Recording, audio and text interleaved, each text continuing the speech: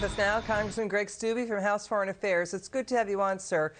Congressman, you and I have been talking about how the Treasury Department has been tracking via FinCEN transactions involving Hunter Biden, James Biden, and overseas partners in China and Russia. CBS is reporting 150 transactions were red flagged for possible violations of U.S. law. That's a lot. So if they're wire transfers, often that involves fears of money laundering, right? Yeah, you could. That's a very easy charge for the federal government and the FBI to bring. That's a very significant charge. Wire fraud is a significant charge in the federal government. So, but this has been going on for so long. I mean, can you think for a second if this would have been Trump's Don Jr. or another Trump son or daughter that would have done this type of activity? They would already be in jail.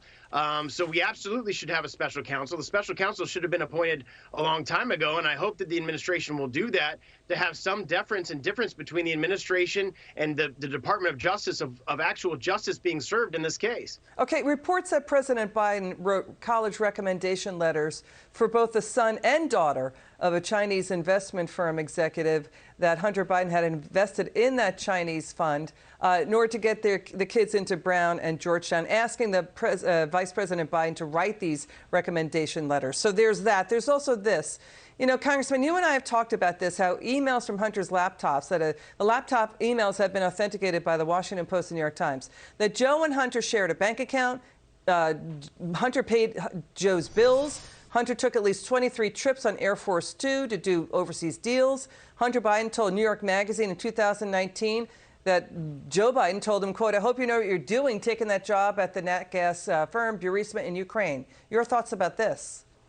Yeah, Joe Biden and Jen Psaki say that Joe Biden had no idea Hunter Biden's business dealings. Yet there are pictures of them playing golf together. There are pictures of them in meetings. Joe Biden is writing letters of recommendation for these individuals. So clearly, the administration and the president are lying about their knowledge and whereabouts and things that were going on with Hunter Biden and his business dealings. And that 10% for the big guy that's been factually authenticated in these emails, we need to dig into that. We need to investigate that and see if the actual money did transfer to the big guy.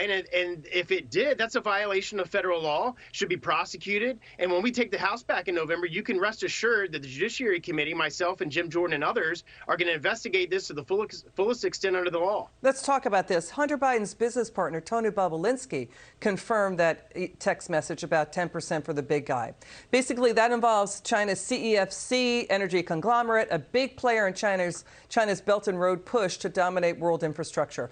We've got emails and photographs. We've seen them. Biden meeting Hunter's business associates from Mexico, Ukraine, Kazakhstan. Let's listen to Tony Bobulinski on this. Watch this. I've heard Joe Biden say that he's never discussed business with Hunter. That is false. I have firsthand knowledge about this because I directly dealt with the Biden family, including Joe Biden.